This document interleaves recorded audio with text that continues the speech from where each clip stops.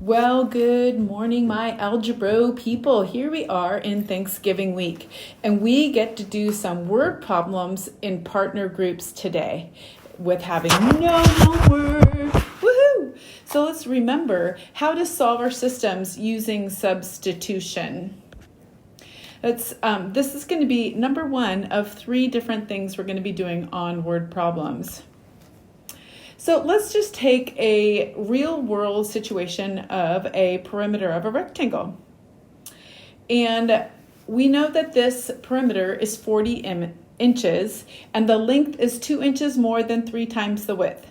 We need to find the length and the widths. What's my first step? I'm always going to sketch out any problem. So I go ahead and sketch this out, and then I fill in for what I know. And I know that the perimeter is 2 lengths plus 2 widths. That is my formula for finding perimeter, right? Because it's the outside. And I know what the perimeter equals. On this one, it equals 40 inches, right? So I have one equation already done. The second equation is also in the information. The length is 2 more than 3 times the width. And I write this with 2 plus 2 and then the 3 times the width. Now I have my 2 good equations, right? I have 2 functions. I have my 2 lengths plus 2 widths equals 40, and I have that the length is 2 more than 3 times the width, right? And now I can solve by substituting, because I know the length value, I can substitute that in for the other equation.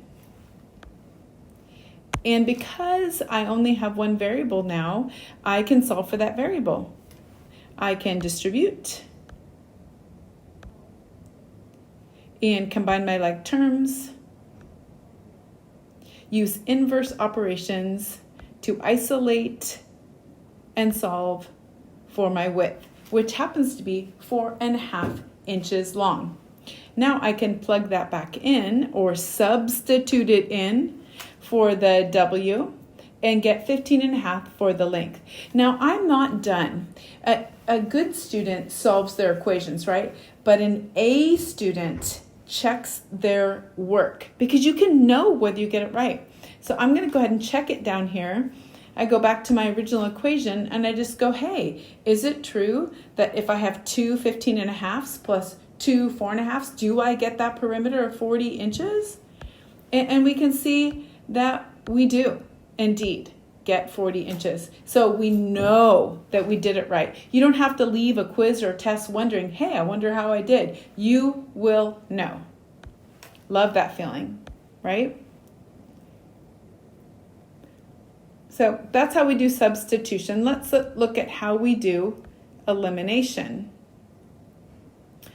I want to look at this. Marcus has a total of 75 coins made up of nickels and dimes in a jar. The total value is $6.15.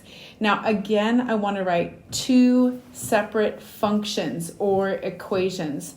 The first function is going to be on the total number of coins. And we know that there are nickels and dimes, and they make up a total of 75 pieces of metal, basically, right?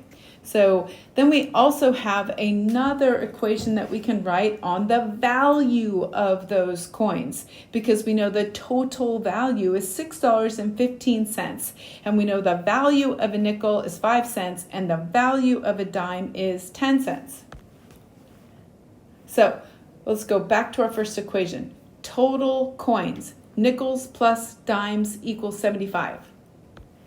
Now value, 5 cents plus 10 cents. So 5 times every nickel plus 10 times 10 cents times every dime equals a total of $6.15. Now I'm just going to multiply this whole thing by 100, or move my decimal point 2 spaces so that I don't have to deal with decimals. It just makes life a little easier. And we already know from elimination that if I multiply the equation by the same thing, it doesn't change its meaning. So now I'll have nickels and dimes equals 75, and 5 nickels plus 10 dimes equals 615. See how we can do that because we multiplied by 100. Now we are going to choose to eliminate on this one instead of substitute. So I have to decide which one I want to eliminate. I went ahead and decided I want to eliminate the dimes. So I'm going to multiply the top equation by -10 to make sure that I have that opposite value below, right?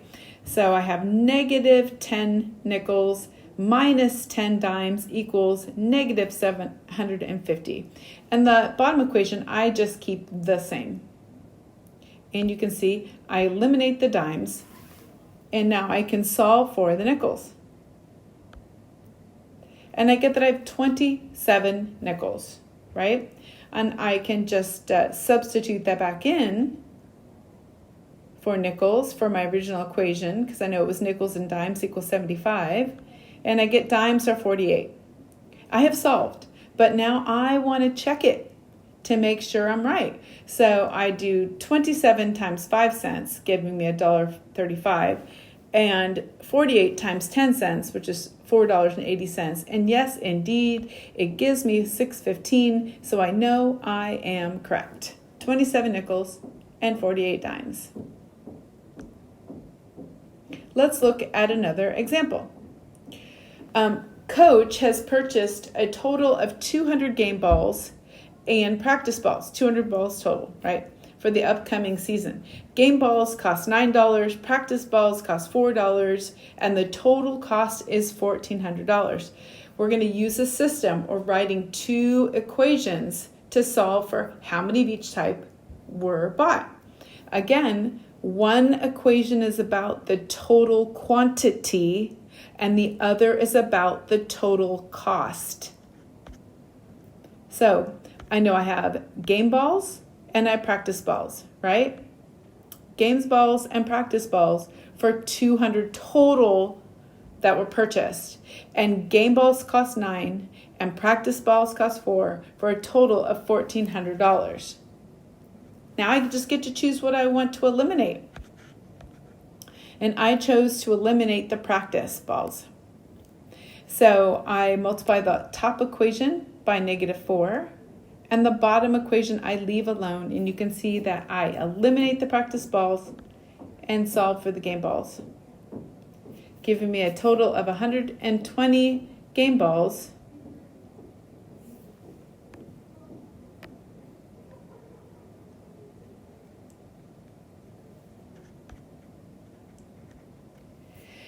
Now I substitute in and I solve that I get practice balls were 80 and game balls were 120. And I do the math.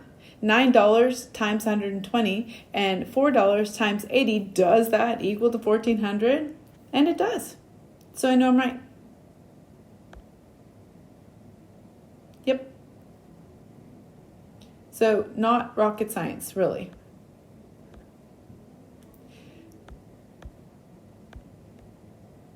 We will get to Systems of Equations Part 2 next time, but today you're going to work on a partner puzzle and after the quiz. Have a great day and happy Thanksgiving.